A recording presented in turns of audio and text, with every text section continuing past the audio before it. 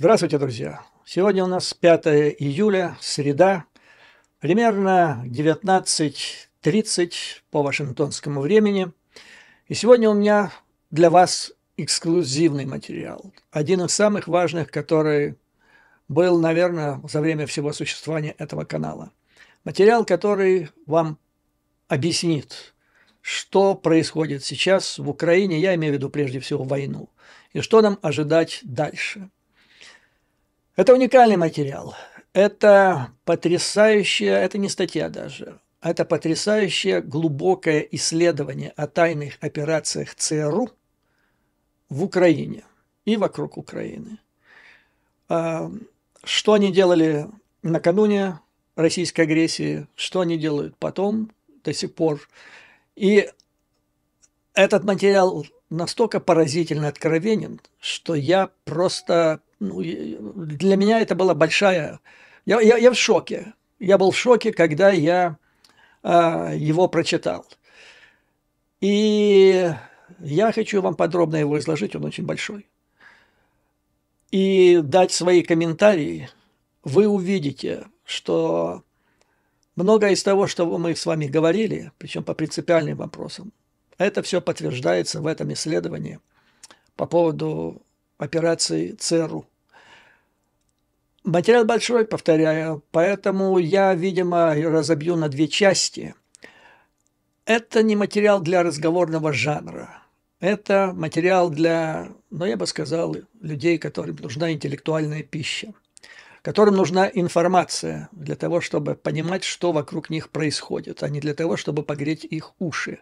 Хотя в целом, хотя там есть и сложности, вся жизнь, она состоит из сложностей, общий вывод, который можно сделать из этого исследования, он оптимистичен. Но, значит, в связи с тем, что материал большой, я, видимо, разобью его на две части. Это будут два разных видео. Я их просто для легкости восприятия сделаю так, чтобы было где-то так минут по 30 в соответствии с многочисленными пожеланиями зрителей. Ну и обсудим. Причем я призываю к интеллектуальному, так сказать, обсуждению этого вопроса, а не всхлипываниями и вскриками там, о взрадах, о вздувшихся консервах и так далее. Потому что, еще раз повторяю, все это, то, что я вам сейчас расскажу, основано на поразительном по глубине откровенности исследовании, которое проводилось 3 месяца человеком, по сути дела, легендарным, который опросил десятки людей в ЦРУ, военной разведки США, в администрации Соединенных Штатов. И они очень мало сделали ограничений в той информации, которую они просили от него не доводить. Но прежде чем мы приступим к делу, я бы хотел вернуться к предыдущему своему видео, потому что, я всегда считал, и продолжаю считать свою аудиторию интеллектуальной по сравнению с многими другими. И меня в этом еще утвердило в этом мнении мои встречи со зрителями моего канала, которых я встречаю и здесь, в Соединенных Штатах, и даже в других странах, которые мне иногда приходится ненадолго посещать. Так вот, люди просто потрясающие. Это действительно интеллектуалы, которые хотят глубоко разобраться в проблемах, которые ищут информацию. Вот именно для них я и работаю. Поэтому, я понимаю, что у нас на канале блуждают тролли, причем тролли как российские. Они сейчас приблудные стали после того, как с Пригожиному делают больно. Но есть и киевские тролли, личинки из фермы бывшего хозяина, владельца сети пивных ларьков в Киеве. Я их не принимаю, то есть российских я чищу, просто так. И спасибо вам за помощь, когда вы мне рассказываете, наводите, где вы видите этих, потому что у меня нет времени на всех них. Что касается, личинок из пивного киевского ларька, с ними разговор отдельный будет. Вернее, не с ними, а с их хозяином. Вот. Но я считаю, что есть много заблудших людей, особенно в Украине, Да и в России, собственно, то же самое, потому что на их головы сейчас льется столько дезинформации, столько грязи и ну, неприятной, мерзкой субстанции со всех сторон, что люди просто ошеломлены. Плюс еще добавьте война, происходящее события, эти все люди просто ошеломлены. Поэтому вот что я вам скажу сначала. Значит, я заметил, что многие не понимают разницу между гонцом и плохой новостью. Вот когда я вам что-то рассказываю, очень часто это воспринимают как мое личное мнение, которое я излагаю или кому-то пытаюсь вбить в голову, чтобы ввести в заблуждение. Хотя я неоднократно подчеркиваю, когда это мои мысли, я говорю, что это мои мысли. Когда это мысли чьи-то из чего-то источника, который я считаю, вам нужно знать для интеллектуального развития и понимания ситуации, я об этом говорю. Ну вот опять 25, и вот опять оно случилось. Значит, это предыдущее мое видео, где я рассказывал про МиГ-29 и F-16. И понеслась губерния. Хотя я предупредил, значит, что говоря про МиГ-29, я говорю не о себе, я не летчик, я не специалист в этом деле. Но раньше я говорил по поводу F-16, ссылаясь на мнение асов, американских летчиков, налетавших несколько тысяч часов. Причем ни одного, минимум 3 летчика разных. Я вам приводил их мнение, которые говорили, что F-16, они ни к чему в Украине, они не будут эффективны. А последний раз я вам сослался на то, что МиГ-29 модернизованный будет лучше. Я сослался на мнение командования ВВС Украины. И у меня такое впечатление, что люди то ли не слышат, то ли так вот они звук услышали где-то, одно слово, и все, и пошло, сейчас за клавиши начал стучать. Поэтому, значит, да, тут мнение приводит, а вот то сказал, то сказал. Короче, у меня в руках, я вам сказал в прошлом видео, у меня в моем распоряжении есть копия письма командования ВВС Украины, которое поступило в Пентагон, на основании которого проводится определенная работа. Значит, тут есть исходящий номер конкретный, дату, я точно его не буду вам называть, но я не хочу подставлять людей, которые и писали это письмо, и передали его мне. Это разные, кстати, люди. Получил его не из Украины, а здесь, из Вашингтона. Здесь есть все, как я говорю. Исходящий номер, есть дата, есть подпись конкретного, я не знаю, какой еще может быть более авторитетный человек в этом деле, чем тот, который подписал это письмо. И, повторяю, на основании него проводится работа. Так вот, значит, речь идет о том, что нужно ВВС Украины. Что нужно, F-16 или МиГ-29? Пункт 1. По поводу F-16. Коротко и ясно. У нас нет никакой необходимости в поставках этого самолета. ВВС Украины этот самолет не нужен. F-16. Потому что дальше, вторая линия, вторая строчка. Инфраструктура и логистика на сей день отсутствует. Точка. Вот все, что сказано про F-16. Это вот сейчас, понимаете? Что касается МиГ-29, блок 70, о котором они говорят. Тут прилагается несколько подробных приложений на нескольких страницах, где сравниваются характеристики подробнейшие вот этого МиГа-29, блок 70 и F-16, который может потенциально быть поставлен Украине. Сравниваются профессионалами, людьми, это все для людей, которые не диванные эксперты, не те, кто где-то когда-то летал там рейсом Киев-Лондон, или на пенсии давно. Это люди, которые сейчас ведут воздушные бои в воздушном пространстве Украины. От выбора этого самолета зависит их жизнь. И они говорят, что нам нужен МиГ-29 блок 70. И конкретно, подробно сравнивают характеристики. Вот характеристики мы не пойдем, это нам не надо. Стоимость. МиГ-29 блок 70. Он обойдется 32-33 миллиона. За штуку. Если это F-16, то он бы обошелся от 30 до 50 или от 35 до 55 миллионов долларов, в которых не войдет работа по налаживанию инфраструктуры, ремонтная база, поставка запасных частей, симуляторы всевозможные, затем апгрейд авионики на самолете, все наземные службы и другая инфраструктура. Что может добавить еще? Ну так, сами понимаете, сколько это может добавить, потому что это самое объемное и самое затратное по времени. Ну вот такая вот, господа, ситуация. Повторяю, это то, что говорят наши летчики. Наши асы, которым, несмотря на то, что ВВС Украины обладает более старым парком, чем противник, совершили фактически подвиг, не дав противнику за 1,5 года установить не то что господство, а даже преимущество в воздухе. Но, надеюсь, на этом вопрос будет закончен. Да? Эти дискуссии всех возможных. И потом еще раз, господа, но я вам говорю уже, вот называю источник. Если вы спорите, значит, источником, ну, спорьте тогда. Я знаю, почему F-16. И в Пентагоне знают, почему F-16. Потому что он дороже. Потому что комиссионные за него будут больше. И знают, кто контролирует в Украине эти комиссионные. Практически 3 человека. Шарапов, Гаврилов, Министерство обороны. И оба это люди, вы знаете, чьи это люди.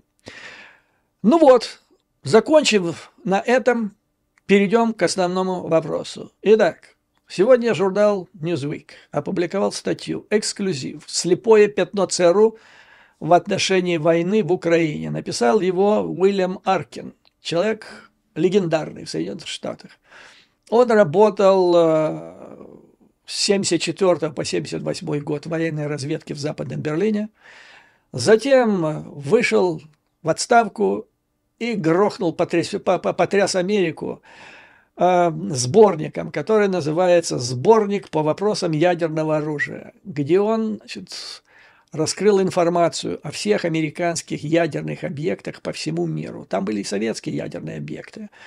Но он раскрыл Пентагон, что была секретная информация. Его хотели посадить при президенте Рейгане, но не посадили.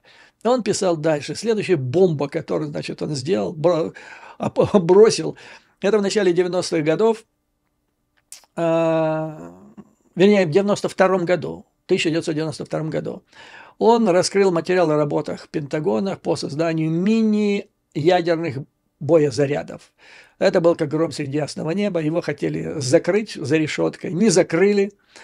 А в результате Конгресс, значит, начал расследование и запретил Пентагону, исполнительной власти, создание этих боеголовок. То есть человек авторитетнейший в этой области, бывший сотрудник РУМО, военной разведки Пентагона.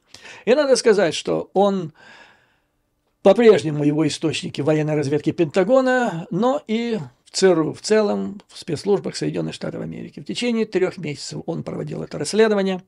Оно было санкционировано, судя по всему, потому что тут мало давали ему ограничений. Его просто не просили не называть конкретные места дислокации объектов ЦРУ, конкретные компании, которые ЦРУ используют для логистических серых и черных, то есть полусекретных и секретных операций.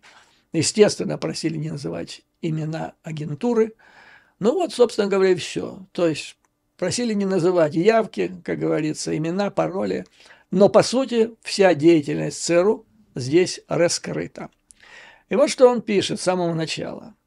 Одна из самых больших тайн войны в Украине – это как много ЦРУ не знает по поводу этой войны.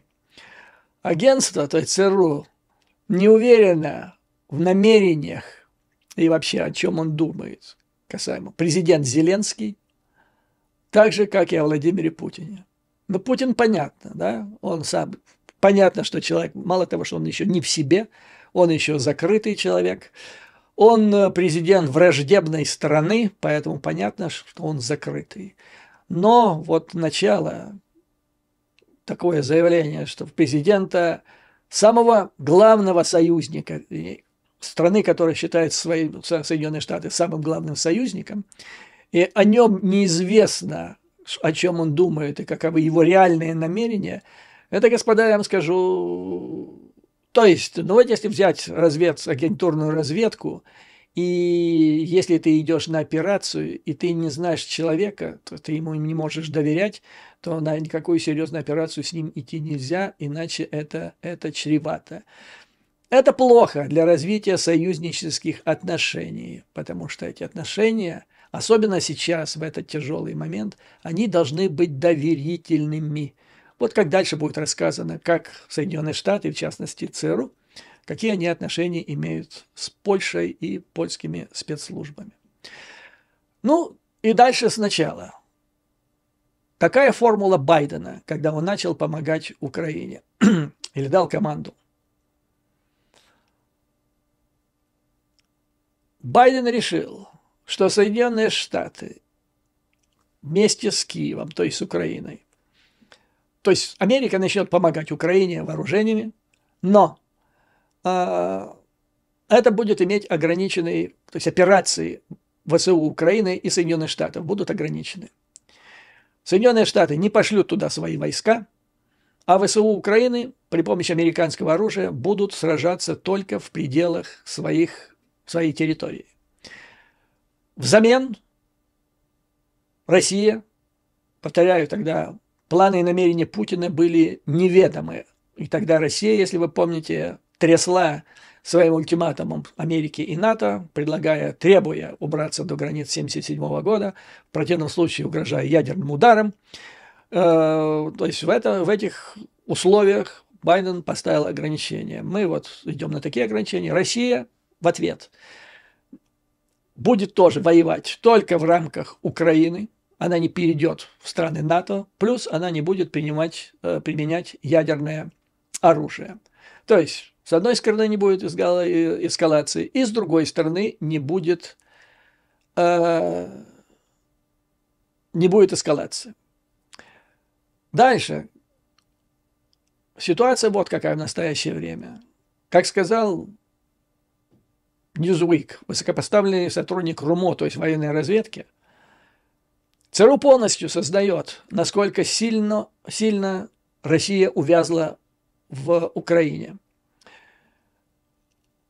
Но то есть ЦРУ находится практически в полном неведении того, что Путин может реально предпринять в ходе этих действий, будучи загнан в угол. Поскольку это сопровождается разговорами о размещении ядерного оружия в Беларуси, но потом, публичный рассказ Пригожина о тех издержках, о том, что на самом деле представляет собой российские вооруженные силы. И в результате возникает весьма деликатный момент, для правильной оценки которого нужно правильно знать, что лежит в тайной основе тех событий, которые происходят наяву. Когда Байден сформулировал вот эту формулу, она была согласована с украинским руководством, и украинское руководство согласилось не соглашаться. То есть такая интересная формула, которая означает, что украинское руководство, в принципе, было не согласно с такой формулой, и это можно понять. И многие из вас всегда часто задают этот вопрос, как можно воевать, если мы не можем наносить удары за пределы этой территории, за пределы территории Украины, вглубь территории агрессора. Все это правильно, все понятно, но условие было такое поставлено Байденом. И администрация Зеленского эту формулу приняла в начале, когда обсуждался этот вопрос. Мог бы Байден ставить такие ограничения? Мог бы. Ну, потому что во всей истории существования ядерного оружия не было случая, когда бы американские бомбы падали на территорию Советского Союза, а потом России, и наоборот. То есть вели войны во Вьетнаме, в Корее до этого, в Афганистане, где сталкивалось американское оружие с российским оружием. Были пилоты, артиллеристы, зенитчики, российские, советские в Корее, во Вьетнаме. А американцы посылали ЦРУшников со своими, значит, стингерами обучать маджахедов. Все это было, но это было на территории третьих стран. Повторяю, никогда ни одна из этих двух стран не бомбила или сама, или через третьи страны территорию территорию другой страны, своего противника. И при этом, значит, ну смотрите, при всем этом спрашивают, а как же можно побеждать? Были прецеденты в мире, когда можно было побеждать, и побеждали. Корейская война, но я бы сказал, Корея была ничья, потому что вот эта параллель или граница, демаркационная линия по 38-й параллели, она сейчас примерно там же находится, где была граница между Северной и Южной Кореей накануне нападения Северной Кореи на Южную. Отбили. То есть американцы отбили, потом влез Китай. Ничья. Во Вьетнаме выиграли вьетнамцы, как вы знаете. Америка оттуда унесла ноги. То же самое примерно, ну, с вариациями произошло в Афганистане. То есть Байден имел на это право. Вернее, имел историю в голове, историю вопроса. Во-вторых, если бы Байден согласился и дал обещание, что мы вам дадим максимально эффективное оружие и давайте мочите врага на его территории, то, во-первых, Конгресс бы не дал ему денег вообще на это дело. И у него не было никакой бы коалиции со странами НАТО. Ни Конгресс, ни любая страна, союзник по НАТО, не согласился бы втягиваться в эту войну, фактически в прямую войну с Советским Союзом, с Россией, опасаясь эскалации до уровня ядерной войны. Но самое главное, значит, обращение, то есть соглашение было достигнуто между Байденом, условно говоря, и Зеленским.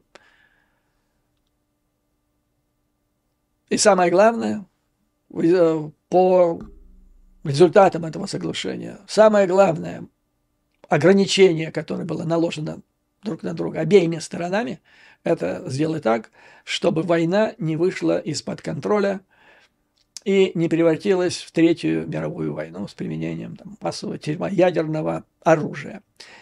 И сотрудники американского разведсообщества, администрации сказали журналу Newsweek для этой статьи, что это важнейший приоритет администрации Байдена, состоящий в том, чтобы удержать, уберечь от опасности западный мир, от Третьей мировой войны, и убедить Россию в том, что ей не нужна эскалация. То есть мы будем помогать Украине защищаться и бить вас, но мы не ставим целью разрушить Россию, уничтожить Россию. А потом Байден еще поставил вопрос, что мы не будем добиваться свержения путинского режима, потому что если бы он поставил вопрос иначе, это было, ну, то есть крыса полностью загнана в угол, и как тогда представлялось, она способна на безумные поступки, на то, чтобы нажать кнопку. Может, она на самом деле не может, это мы с вами обсудим дальше, когда подойдем к этому делу, к этому вопросу. Итак, значит, Newsweek в ходе работы над этим исследованием подробно изучил масштаб и объем деятельности ЦРУ в Украине. Все авторитетные эксперты, официальные лица в Соединенных Штатах, которые давали интервью, согласились с тем, что ЦРУ успешно играет свою роль. Незаметное взаимодействие и с Киевом, и с Москвой. Перемещая горы информации, перерабатывая горы информации и материалов, а также взаимодействие с различными другими странами, некоторые из которых тихо, тайно помогают ЦРУ, помогать Украине, стараясь не попасть под прицел России. Главная задача ЦРУ в ходе этой работы – это узнать, что происходит в умах лидеров России и, повторяю, Украины. Вот это, ну, совершенно невероятно. Совершенно невероятно. И здесь агентству приходится нелегко. Я не знаю, кто консультирует президента Зеленского. Может, ему специально забивают голову.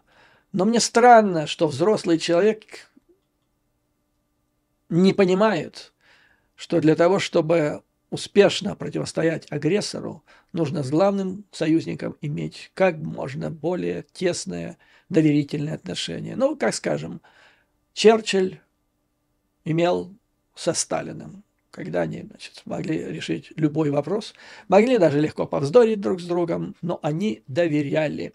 И они, для того, чтобы добиться этого доверия, они специально работали, особенно Черчилль специально работал для того, чтобы добиться доверия Рузвельта. Значит, как указывается в этой статье, уникальная ситуация состоит в том, что Соединенные Штаты помогают Украине воевать с агрессором. В то же время они не находятся в состоянии войны. А вот если бы начали падать бомбы американские при помощи ВСУ или через ВСУ на российской территории, это фактически означало бы фактически де-факто вступление Соединенных Штатов в прямую конфронтацию, в прямую войну с Россией. И вот в этом плане ЦРУ необходимо, то есть оно проводит сложную операцию по балансированию в этой войне. Главное ограничение, повторяю, чего состоит в том, чтобы не оставить никакого следа присутствия американцев, и в частности ЦРУ, на украинской территории. Это называется присутствие, это boots on the ground, то есть сапоги американского солдата не должны быть на земле Украины. Это главное ограничение. И они же вот всегда говорили, и Байден обещал американцам, что никогда этого не случится. И это больше всего то, что волнует американского избирателя, Конгресс, и что особенно важно для Байдена сейчас в преддвериях приближающихся президентских выборов.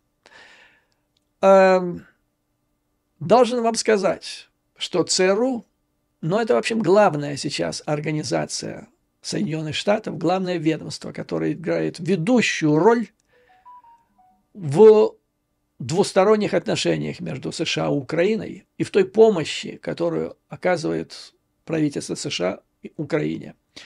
Смотрите, если взять военное ведомство РУМО, по подсчетам тех, кто писал эту статью, количество военных разведчиков крайне ограничено. Ограничено оно прежде всего тем персоналом, который работает в военном атташате, то есть в посольстве Соединенных Штатов Америки. Вот и все. Очень мало военных разведчиков приезжает в краткосрочные поездки в Украину для всевозможных операций или проведения конкретных заданий. Посольство, понимаете. Вот среди военных, надо сказать, есть одна группа, которая базируется в Штутгарте, она в рамках Пентагона, которая занимается расследованием всего, что связано с коррупцией в плане передачи, нецелевом использовании коррупции в плане приема американской военной техники, растраты, присвоения, воровства тех денег, которые американцы поставляют на военные цели. Но она находится в Штутгарте. И как они проводят агентурную работу для получения информации, я точно не знаю, но знаю, что многие из тех американцев, которые находятся на территории Украины, в случае, если они такую информацию добывают, они передают в эту группу, называется Task Force 2. Госдепартаменты, дипломаты, сколько их было, даже их стало меньше, чем было. Все делает ЦРУ. Они производят сбор информации. Причем самое главное, как я им сказал, что думает твой главный союзник, которому ты даешь деньги немеренные, на которые существует все государство фактически. То есть полбюджета и даже зарплаты. И плюс вооружение. А вот что он делает и какие его намерения, неизвестно. Затем, анализ этой информации и все, что касается вооружений. Поставка вооружений – это все делает ЦРУ. Причем, делается это по-разному. Поставляют сначала кораблями в порты Польши, Германии, Нидерландов, а потом то ли это делается серая, то есть полулегальная операция, иногда белая открытая операция, это по суше перевозят это ближе к украинским границам, в Польшу. Или же есть у американцев специальные контракторы. Это воздушные перевозчики, имя которых не называется здесь, которые осуществляют серые и черные, то есть тайные поставки. В ходе этих поставок, значит, перевозится то, что анонсировано, а иногда перевозится то, о чем даже не говорится. И вот в этом плане здесь подтверждается, что было на территории Украины такие вещи, такие типы вооружений, которые официально, там велись дебаты, где наше вот то-то. Никогда не анонсировались, но они были. Об одном из них я вам говорил. Это Атакамс, который был зафиксирован, его присутствие на украинской территории, то есть американцы, один из частных спутников снял этот снимок, и там была машина, в которой вот эта кассета стояла. Она была предусмотрена она предусмотрена для ракеты Атакамс, а не для обычных, значит, снарядов. Надо сказать, что ЦРУ с очень большим энтузиазмом отнеслось к этому заданию.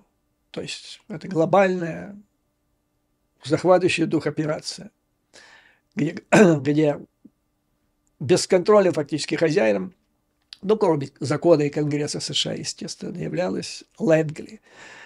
Но это для них было большим стимулом после совершенно испорченных отношений между ведомством и президентом Дональдом Трампом, у которого были просто враждебные отношения с тогдашним начальником разведки. Кстати, очень хорошая дама была, профессионал, которая прошла буквально с опера до роли директора и занималась действительно разведкой, а не канцелярской работой. С другой стороны, корпоративная, как говорится, ЦРУ беспокоится, что слишком большая бравада по поводу своей роли может раскрыть ненужную информацию о их деятельности, а главное, может спровоцировать Москву, Кремль, спецслужбы Российской Федерации на ответные действия, ненужные действия. И вот здесь это очень мудрая позиция. То есть, с одной стороны, конечно, нужно пиар, да, нужно засветить роль, потому что там деньги понадобятся от Конгресса когда-то, надо показать работу. С другой стороны, разведка такое дело, чем больше ты работаешь языком публичным, чем меньше ты это делаешь, тем лучше для дела. Вот такая позиция ЦРУ, считаю, очень правильная позиция. И вот в этом плане очень бы хорошо генералу Буданову проникнуться этой идеей, потому что бесконечная пиар-акция – это враг разведки. Особенно она становится основным содержанием деятельности этой разведки, когда нет дела, это показатель. Вот я видел это на примере советской разведки, то есть развалился Советский Союз, и потом возникло на его осколках вместо первого главного управления СВР. И тут-то все началось. Они начали рассказывать о своих подвигах во время Второй мировой войны, давать материал для публикования книги. То есть я вам могу сказать однозначно, чем больше спецслужба болтает о своих успехах, делает прогнозов, тем меньше там дела, однозначно. Просто однозначно. Все-таки, в конце концов, это закрытое учреждение. Переходим к очень деликатному вопросу. Поскольку эти операции, которые проводила ЦРУ, а фактически эти операции проводились, как я сказал, там около 100 человек всего-навсего, которые, я вам скажу, это чрезвычайно мало. Чрезвычайно. У нас в резидентуре в 80-х годах в Вашингтоне было, взять даже с техническим совсем персоналом, я думаю, так от 30 до 50, я, конечно, никогда не считал, так, приблизительно. Так это пик холодной войны, это главная резидентура КГБ вообще за рубежом.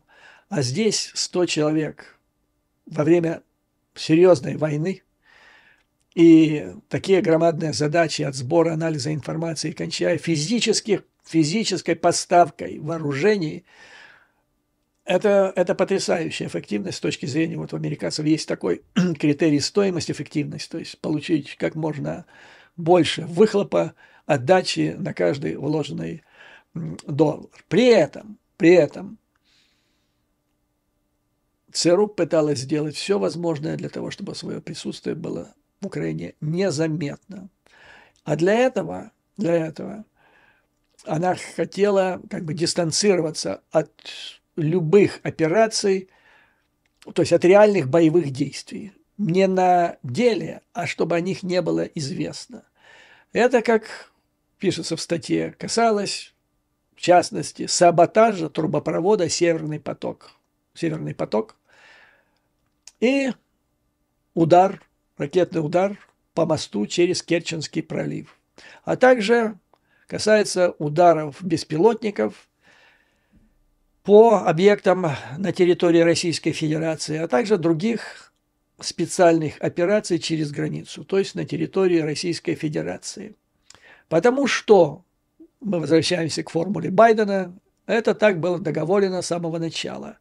Это было достигнуто такое соглашение с Москвой, джентльменское, что ли, если можно это назвать джентльменским соглашением с этим уродом кремлевским. А также такое же соглашение было, повторяю, было заключено с Зеленским. И на его основе начались поставки оружия. То есть это было обещание Зеленского о том, что Украина не будет предпринимать действий, которые могут расширить масштабов войны. Поэтому сейчас поговорим о Северном потоке. Читаю. Это не я сейчас говорю. Это пишет Newsweek на основании бесед, как он сказал, с десятками сотрудников РУМО, ЦРУ, администрации, Госдепартамента. Вашингтон выразил свое недовольство правительству Зеленского в связи с атакой на Северный поток в сентябре прошлого года. Но за этим актом саботажа последовали другие удары, включая недавнюю атаку беспилотником на сам Кремль. Это вызвало вопросы относительно одной из основных обязанностей ЦРУ в области разведки – знать, по возможности, точно о реальных планах украинской стороны. Отсюда, вы понимаете, господа, отсюда возникает непонимание, недоверие, а отсюда возникает вопрос о решении вопроса поставлять какое-то оружие или не поставлять. Вот вам причина. Задаете вопрос, почему то не поставляет, поставляет это. Вот вам ответ. Запомните эту формулу. То есть ЦРУ нужно знать достаточно о планах украинской стороны, чтобы можно было их координировать или координировать свои действия. Что поставлять, что не поставлять, на что соглашаться, на что нет, а также придерживаться их секретного соглашения с Москвой. Надо понимать, что это соглашение было секретно для всех остальных, но только не для администрации Зеленского, потому что когда от него добивались представители США согласия на вот это, согласиться с несогласием. Согласиться с несогласием на то, что мы, Украина, не будем наносить удары по территории врага. Я вам сразу скажу, и я вам говорил, когда это все произошло, что я совершенно не верю в то, вот что не верю, то не верю, в том, что Северный поток-2, эту диверсию совершила украинская сторона. Что, тем более не верю, что это было сделано под командованием, под руководством или с ведома, или по указанию главкома Залужного. То есть главком Залужный, он занимается совсем другими делами. Он не занимается диверсионными актами. Это все равно маршал Жуков тоже не занимался руководством каких-нибудь там диверсионно-подрывных операций. Этим занимался то ли Берия, то ли Меркулов, то еще кто-то. То есть занимались спецслужбы однозначно. И с другой стороны, значит, техническая сложность этой операции настолько колоссальна, что я лично вижу только очень ограниченное количество сторон, которые могли ее совершить. Это или Россия, или Соединенные Штаты Америки в лице их э, конкретных учреждений, того же самого Центрального разведывательного управления. Согласно этому исследованию, ЦРУ фактически заняло центральное место, став главным, практически монополистом со стороны Соединенных Штатов Америки в Украине еще до начала войны. Фактически это произошло, когда Байден назначил Уильяма Бернса своим, так сказать, глобальным представителем по устранению проблем. Ну, грубо говоря, главным решалой или главным переговорщиком по самым щекотливым проблемам, которые были на стыке тайного и явного, дипломатии и тайных операций, который может обращаться без протокола с самыми различными иностранными лидерами вне обычных каналов, который вот заполняет вот это тайное геополитическое пространство по всему миру. И вот отсюда его вояжи то в одну страну, то в другую.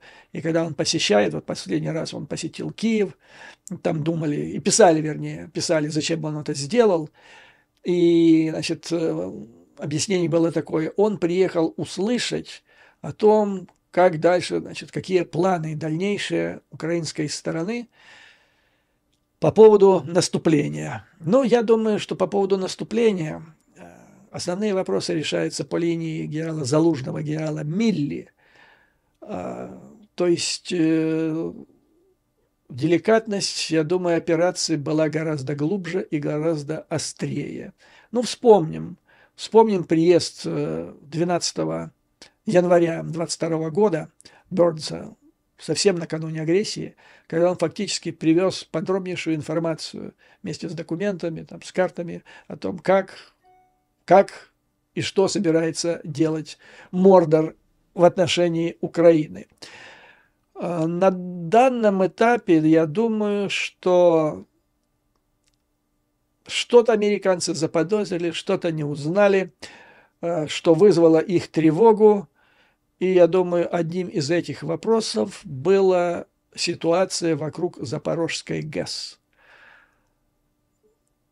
То есть не столько нападение, то есть контрнаступление или наступление ВСУ, а вот именно вот эта ситуация вокруг Запорожской ГЭС, которая в случае выхода из-под контроля, она может все, перемешать все. Это как бы взять шахматную доску и перевернуть ее по всеми фигурами. Вот на этом, господа, я хотел бы закончить первую часть, значит, этого видео. Дальше я сделаю отдельное совсем видео, где расскажу о самых интересных оценках, значит, ЦРУ, о их связи работы ЦРУ по Украине с территории Польши, о их работе по ближайшему окружению президента Зеленского, о том, как они относятся к этому окружению, какие больше всего проблемы в этом окружении их беспокоят. Из этого мы с вами поймем, на что может надеяться Украина в обозримом, так сказать, будущем. Я считаю, что есть все основания с оптимизмом глядеть в будущее. Поэтому, как обычно, слава Украине и вооруженным силам. Враг будет разбит, победа будет за нами. А вам, дорогие друзья, как обычно, выдержки, мужества и твердой уверенности в нашей неизбежной победе. До новых скорых встреч!